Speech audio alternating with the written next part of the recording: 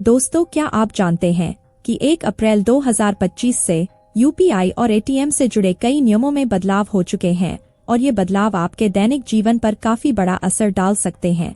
दरअसल आपकी जानकारी के लिए बता दें कि 1 अप्रैल से नया वित्तीय वर्ष शुरू हो चुका है और इसी के साथ तमाम क्षेत्रों में बहुत सारे नए नियम लागू किए गए हैं और इन नियमों का सीधा असर ग्राहकों की जेब पर पड़ेगा, जिसका सबसे बड़ा इम्पैक्ट एटीएम से पैसे निकालने और यूपीआई से ट्रांजैक्शन करने वाले ग्राहकों पर होगा। इसके अलावा बैंक खातों में होने वाली धोखाधड़ी को रोकने के लिए कुछ नए नियमों को लागू किया गया है। दोस्तों, अगर देखा जाए तो आज की दुनिया में लगभग 80% लोग ऐसे हैं जो क्यूआर कोड स्कैन करके ऑनलाइन पेमेंट करते हैं, लेकिन 1 अप्रैल के बाद ऑनलाइन पेमेंट करने वाले सभी लोगों को एक तगड़ा झटका लगने वाला है, क्योंकि आरबीआई की तरफ से कुछ नए बदलाव किए जा रहे हैं जिसका असर ग्राहकों के पैसे और बैंकिंग अनुभव पर भी पड़ेगा। इसलिए देश के हर एक व्यक्ति को इन नियमों के बारे में जानना बेहद जरूरी है। आखिर वह कौन से नियम हैं जो आरबीआई के द्वारा बदले जा रहे हैं और इन नियमों को बदलने के पीछे क्या वजह है और इससे हम जैसे लोगों पर क्या असर पड़ेगा, इन सभी सवालों का जवाब जानेंगे आज की इस वीडियो में। लेकिन वीडियो में आगे बढ़ने से पहले अगर आप हमारे चैनल पर पहली बार आए हैं तो इस वीडियो को एक लाइक करके चैनल को सब्सक्राइब जरूर कर दीजिए, जिससे आगे आने वाली सभी जानकारियाँ सबसे पहले आप तक पहुँच सकें। तो चलिए आज की इस वीडियो को शुरू करते हैं। दोस्तों, यूपीआई के बारे में तो आप सभी जानते ही होंगे, लेकिन जो लोग ये नहीं जानते हैं कि यूपीआई क्या होता है, तो उनकी जानकारी के लिए बता दें कि यूपीआई ऑनलाइन ट्रांजैक्शन करने का एक लोकप्रिय तरीका है। अगर आप किसी मार्केट में जाते हैं और उस वक्त आपके पास नगद पैसे मौजूद नहीं है, तो ऐसे में आप अपने मोबाइल फोन की मदद से यूपीआई का इस्तेमाल करके ऑनलाइन माध्यम से पेमेंट कर सकते हैं। लेकिन यूपीआई का इस्तेमाल करने के लिए आपके पास एक मोबाइल नंबर का होना जरूरी है और वो नंबर आपके बैंक अकाउंट से लिंक होना चाहिए, तभी आप यूपीआई सेवाओं का लाभ ले सकते हैं।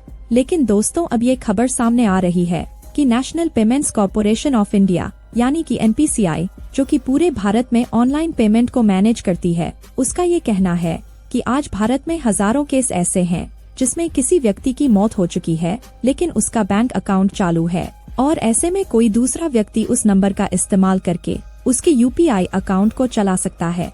इसके अलावा कई मामले ऐसे भी हैं जिसमें कुछ लोग अपने सिम कार्ड में रिचार्ज नहीं करवा पाते हैं, जिससे उनका मोबाइल नंबर बंद हो जाता है और 3 महीने बाद वो नंबर किसी दूसरे व्यक्ति को दे दिया जाता है।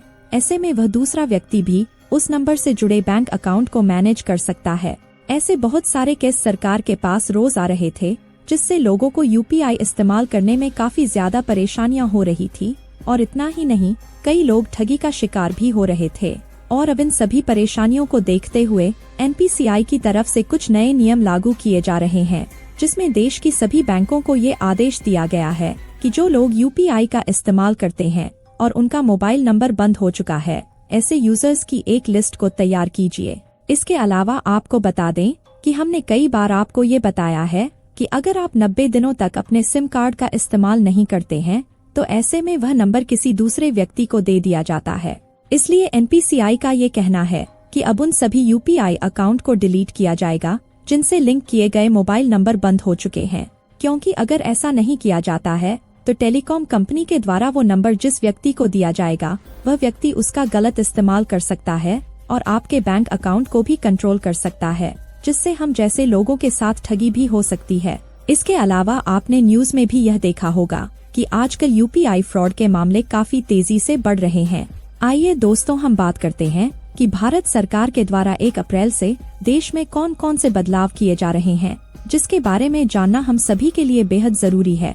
तो सबसे पहले आपको बता दें कि अगर आप भी एटीएम से पैसे निकालते हैं, तो अब एटीएम से पैसे निकालने के नियमों में बदलाव किया गया है। दरअसल भारतीय रिजर्व बैंक यानी कि आरबीआई के निर्देशानुसार सभी बैंकों ने एटीएम से मुफ्त पैसे निकालने की सीमा को कम कर दिया है। अब ग्राहकों को दूसरे बैंकों के एटीएम से महीने में सिर्फ 3 बार ही मुफ्त में पैसे निकालने की अनुमति होगी, और इसके बाद हर ट्रांजैक्शन पर 20 से 25 रुपए का शुल्क लगेगा। इसका मतलब ये है कि अगर आप महीने में 3 से ज्यादा बार किसी दूसरे बैंक के एटीएम से पैसे निकालते हैं, तो आपको हर बार अतिरिक्त शुल्क देना होगा।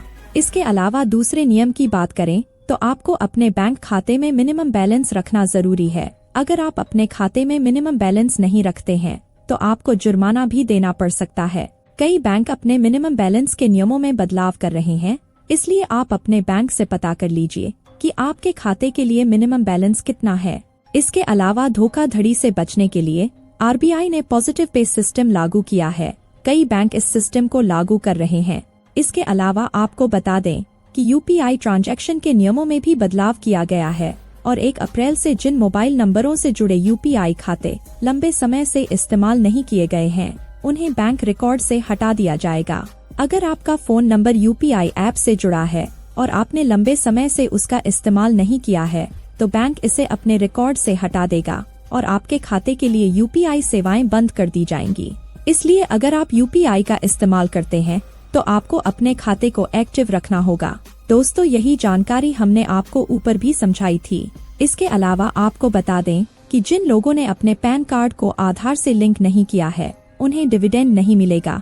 इसकी आखिरी तारीख बहुत पहले ही खत्म हो चुकी है और इसका असर ये होगा कि आपको रिफंड मिलने में ज्यादा समय लगेगा, जबकि शेयरों और म्यूचुअल फंड से मिलने वाले पेमेंट से टीडीएस भी कम हो जाएगा। दोस्तों, आसान शब्दों में कहें तो अगर आपका पैन कार्ड आधार से लिंक नहीं है तो आपको डिविडेंड मिलने में परेशानी होगी। चलिए अगले नियम के बारे में आपको बताते हैं।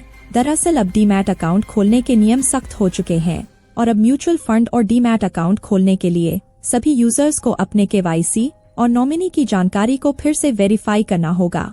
जो लोग ऐसा नहीं करते हैं उनके अकाउंट फ्रीज हो सकते हैं, जबकि अकाउंट को फिर से एक्टिव किया जा सकता है। लेकिन नॉमिनी की जानकारी सही न होने पर भविष्य में आपको दिक्कत आ सकती है। ऐसे में कुछ लोगों की मन में ये सवाल आ रहा होगा कि यूपीआई फ्रॉड से बचने के लिए हम सभी ग्राहकों को क्या करना होगा। दरअसल जितने भी लोग यूपीआई का इस्तेमाल करते हैं उन्हें अपने मोबाइल नंबर को अपडेट रखना होगा। अगर किसी वजह से आपका सिम कार्ड बंद हो जाता है या फिर आपका मोबाइल फोन खो जाता है, तो ऐसी स्थिति में आप बैंक जाकर अपने मोबाइल नंबर को डीएक्टिवेट करवाना होगा, वरना आपके साथ भी यूपीआई फ्रॉड जैसी घटना हो सकती है। क्योंकि अगर आपका नंबर किसी दूसरे व्यक्ति को दे दिया जाता है तो आपके अकाउंट का कंट्रोल उस व्यक्ति के पास जा सकता है और आपके नंबर पर आने वाले सारे ओटीपी वहीं जाने लगेंगे। और ये बात हम सभी जानते हैं कि आजकल दुनिया में सारे ऑनलाइन काम केवल ओटीपी के माध्यम से ही किए जाते हैं। इसलिए अपने मोबाइल नंबर को अपडेट रखना काफी ज्यादा जरूरी हो चुका है। अगर आपका नंबर बंद हो गया है तो जल्द से जल्द अपने बैंक अकाउंट में दूसरा नंबर लिंक करवा दीजिए, ताकि आपके साथ कोई भी फ्रॉड ना हो सके। बाकी दोस्तों, आपका इस बारे में क्या कहना है, कमेंट करके जरूर बताइए और इस वीडियो को अपने सभी दोस्तों और रिश्तेदारों के साथ जरूर शेयर कीजिए, ताकि उन्हें भी यूपीआई जुड़े नियमों के बारे में पता चल सके। बाकी आज की इस वीडियो में बस इतना ही। मिलेंगे अगली वीडियो में किसी नई जानकारी के साथ। तब तक के लिए जय हिंद, जय भारत।